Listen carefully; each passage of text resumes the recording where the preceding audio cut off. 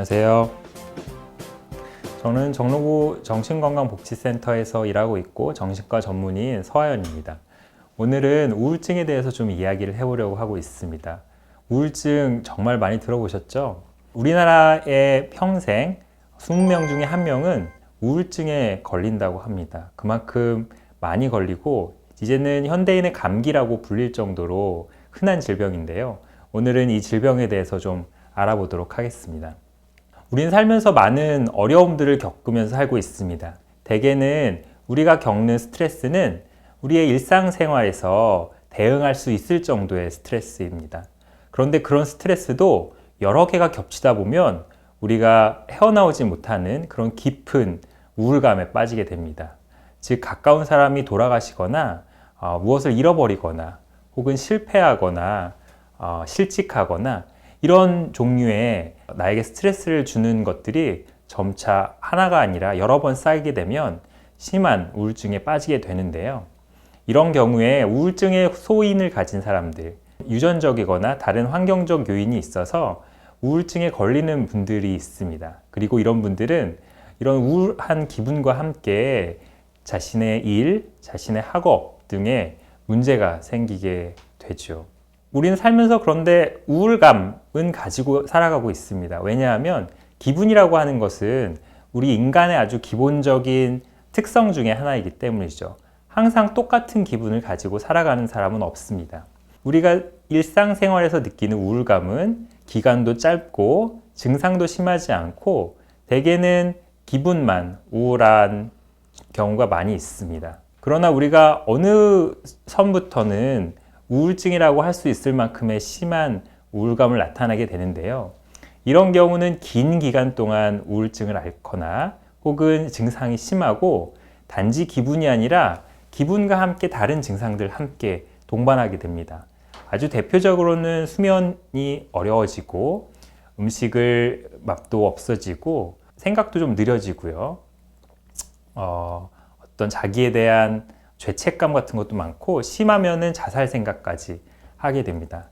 단순히 기분이 우울한 것을 넘어서 자기가 하고 있는 일이나 직장에서의 일 혹은 가정에서의 자기가 해야 되는 일들을 점차 못하는 지경까지 이르게 되지요. 이런 경우를 우리는 병적인 우울증이라고 얘기할 수가 있습니다. 가장 먼저는 유전적 원인이 있습니다. 유전적 원인을 조사하기 위해서는 우리는 보통 가계도를 살펴보게 되는데요. 가족 중에 우울증이 있는 경우에는 주요 우울증의 발생률이 2배에서 3배 정도 됩니다. 쌍생아 연구라고 해서 유전적 원인을 밝히기 위해서 쌍둥이에서의 어떤 질병의 연관성들을 보는 연구들도 있습니다. 이런 경우에는 내가 일란성 쌍둥이가 있을 경우 한 사람이 우울증에 걸리면 그 나머지 한 사람이 우울증에 걸릴 확률이 약 한 50% 정도 됩니다. 유전적인 일치성이 훨씬 낮은 일란성 쌍둥이일 경우에 한 사람이 우울증의 발병력이 있으면 그 다른 사람에게 우울증이 발병할 수 있는 이런 가능성은 약 10에서 20%로 확실히 많이 낮아지게 됩니다. 또한 우리 뇌에는 굉장히 많은 신경 전달 물질이 있습니다. 이 신경 전달 물질은 서로 우리의 아주 복잡한 뇌에서 작용을 하면서 기분을 조절하거나 생각을 조절하기도 하는데 호르몬의 불균형으로 인해서 우울증이 발생하기도 합니다. 이런 요인이 있을 때 생활 스트레스가 겹쳐지게 되면 우울증이 발생하게 됩니다. 특별히 우리는 아주 중요한 사람들, 가족 혹은 나의 가까운 사람들이 죽음이나 이별 등으로 멀어질 때 혹은 상실할 때 아주 큰 스트레스를 받고 우울에 빠지게 됩니다. 대개는 이제 사별이나 이별 아니면 직장에서의 실직도 자신의 가지고 있는 중요한 것들을 잃어버리는 사건들이 되게 되죠.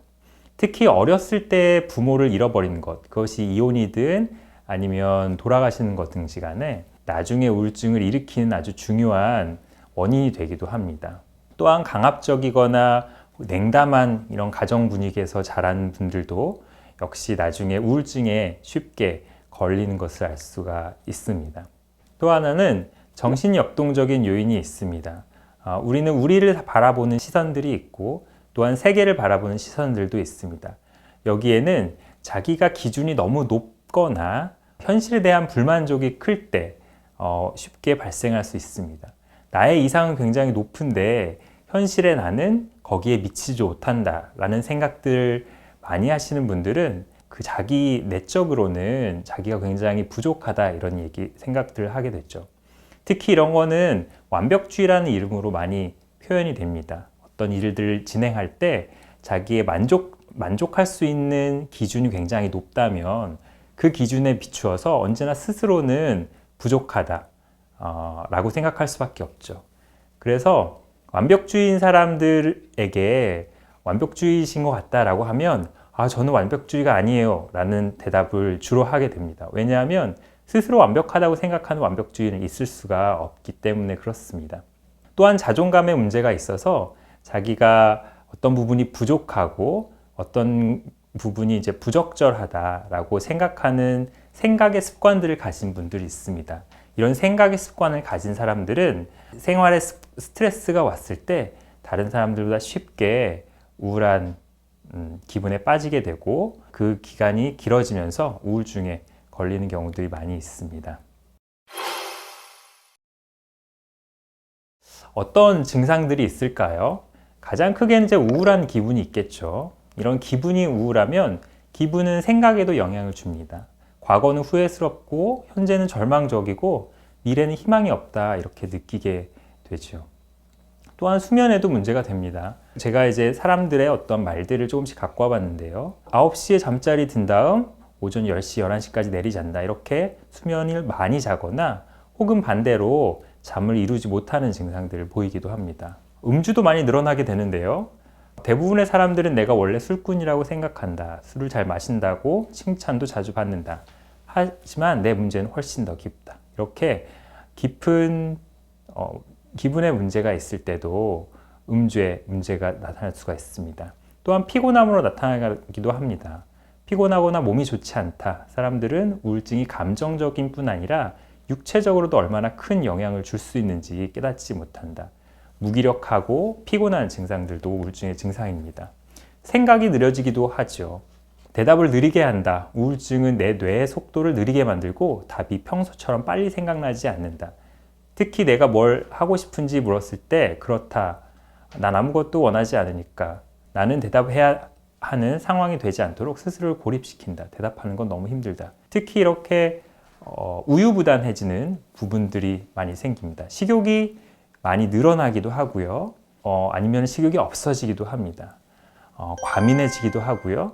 에너지가 줄어들고 의욕이 없어지고 하는 증상들도 함께 나타나게 됩니다. 사람에 따라서는 이 증상들이 조금 다르게 나타납니다. 특히 청소년 같은 경우에는 신체 증상으로 나타나거나 아니면 문제 행동들을 일으키는 형태로 나타납니다. 짜증이 많아지기도 하고요. 배가 아프다, 머리가 아프다 이런 증상으로 나타나죠. 노인 같은 경우에는 이런 인지기능의 장애, 기억을 못한다든지 판단이 흐려진다든지 하는 식으로도 증상이 나타나기도 합니다. 계절성 우울증도 있는데요. 특히 이거는 조울증이랑 관련이 있다고 보고 있습니다. 겨울에는 악화되고 봄에 되면 호전되고 특히 이런 계절성 우울증을 가진 사람들은 대개 우울증과는 다르게 잠을 많이 자기도 하고 밥을 많이 먹기도 하고 그렇습니다. 특히 이거는 생물학적인 원인이 크기 때문에 빛의 양, 조도와도 관련이 있습니다. 갱년기 우울증도 많이 있죠. 갱년기 우울증은 아주 심한 에너지의 저하로 나타납니다. 너무나 피곤하고 너무나 힘이 없고 입맛이 없고 잠을 일찍 들지만 자꾸 깨고 특히 아침에 우울한 특징들을 가지고 있습니다. 진단은 가장 중요한 두 개의 증상 중에 하나가 있는지를 먼저 보게 됩니다. 중요한 두 가지 증상은 먼저 우울한 기분 혹은 흥미의 소실입니다. 두 개의 증상은 함께 나타나기도 하고 그 중에 하나만 있을 수 있습니다. 굉장히 의욕이 없고 아무것도 느낄 수 없다. 하지만 우울한지는 모르겠다. 라고 하는 우울증도 가능한 것이죠. 다른 증상으로는 식욕, 수면, 그리고 불안감, 피곤, 죄책감, 그리고 자살사고와 같은 증상, 총 9개의 증상 중에 5가지 증상이 2주 이상 거의 매일 있으면 우울증으로 진단할 수가 있습니다. 그럼 이런 우울증의 치료는 어떻게 할까요? 우울증은 가장 기본적으로는 약물 치료를 하게 됩니다. 항우울제는 안전한 약물로서 우울증 치료의 가장 기본적인 약물입니다. 이런 항우울제를 이용해서 약물 치료를 시작하게 되는데요. 대개는 수면 문제도 함께 있기 때문에 수면을 다룰 수 있는 신경안정제나 수면제를 초반에는 같이 처방하는 경우가 많이 있습니다. 이런 항우울제는 처음에는 약효를 잘 느낄 수 없는 경우가 많이 있는데요. 꾸준히 3주에서 4주 이상 드실 때 약효의 효과를 보실 수가 있습니다. 그러나 이 약물 치료는 충분하지 않습니다. 특히 우울증이 오래되고 만성적일 경우에는 다른 치료들도 적극적으로 살펴보셔야 됩니다. 대표적으로는 정신치료가 있고요. 인지행동 치료들이 있습니다. 정신치료는 자신의 어린 시절을 돌아보고 자신의 어린 시절에서 아주 중요한 사람, 즉 대개는 부모님이 되겠는데요. 부모님과의 관계 속에서 우울하게 만드는 그런 요소들을 찾아서 그것들을 교정하고 새로운 관계를 만들어가는 성격적인 부분에서의 치료라고 할 수가 있을 것 같습니다. 또한 다른 하나로는 인지행동 치료가 있습니다. 생각에 따라서 기분이 우울해지는 것들이 많이 있고, 특히 자기의 비하 혹은 너무 높은 이상과 같은 생각의 습관이 우울증을 일으키는 원인이 되고 있다면 그런 생각을 교정하는 데도 노력을 하셔야 됩니다. 여기에는 이제 행동치료도 함께 있을 수가 있는데요. 우울증이 되면서 무기력해지고 그 무기력함은 다시 자책으로 이어지고 자책은 다시 우울한 기분으로 이어지는 이런 악순환이 연결되기 때문에 그런 고리를 끊을 수 있는 행동치료도 함께 이용할 수가 있습니다. 아까 말씀드린 것처럼 계절성 우울증의 경우에는 광치료라는 방법을 사용하기도 합니다. 이것은 가정에서도 쉽게 할 수가 있는데요. 강한 빛을 내는 도구를 이용해서 우울증의 증상의 개선들을 볼 수가 있습니다. 많은 경우에는 가족의 갈등, 우울하게 만들어지는 이런 역기능적인 가족 관계가 또한 있을 수가 있습니다. 그런 경우에는 가족들을 치료의 현장으로 같이 초대를 하거나 혹은 관계를 개선하는 가족 치료도 함께 진행을 할 수가 있을 것 같습니다. 치료는 가장 먼저는 급성기 치료를 하게 됩니다. 즉 우울증이 있을 때 기능을 하지 못하고 잠을 자지 못하고 혹은 삶의 여러 가지 증상으로 인한 어려움을 겪고 있기 때문에 그런 증상들을 개선하는데 급성기 치료를 진행할 수가 있을 것 같습니다. 기분이 나아지면 재발을 막기 위해서 지속기와 유지기 치료를 하고 기분이 돌아오고 자신의 할 수 있는 일들을 잘 할 수 있는 정도가 되면 치료를 종결하게 됩니다. 치료를 얼마나 해야 되는지는 사람에 따라 많이 다르겠지만 일반적으로는 3개월 정도를 약물 치료를 하고 추가적으로 재발을 막기 위해서 3개월 정도를 치료를 하고 총 6개월 정도를 표준으로 보고 있습니다. 대개는 이제 약물 치료를 시작하게 되는데 이 약물 치료를 하는 경우 증상이 좋아지는 데는 차례가 있습니다. 가장 먼저는 수면과 식욕이 호전이 될 것이고요.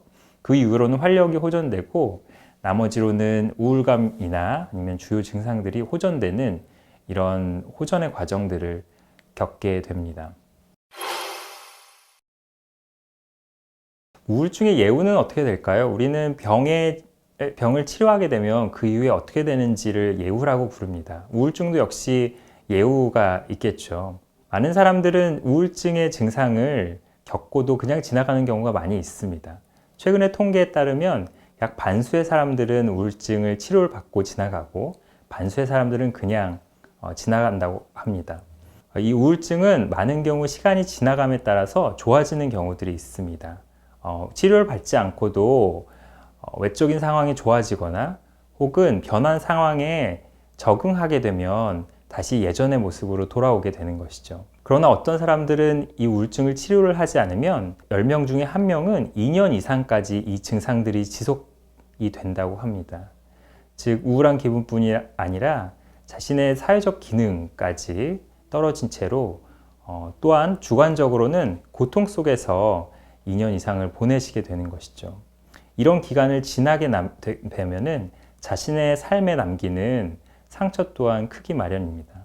본인이 우울하다고 느껴지고 더 이상 예전 같지 않다고 느껴지고 특히 우울증의 증상 중에 수면에 문제가 있다면 이런 정신건강복지센터나 아니면 주변의 정신건강의학과 의원을 찾아서 잘 치료받으시고 또한 잘 회복하셔서 건강한 삶을 영위하시기를 바랍니다.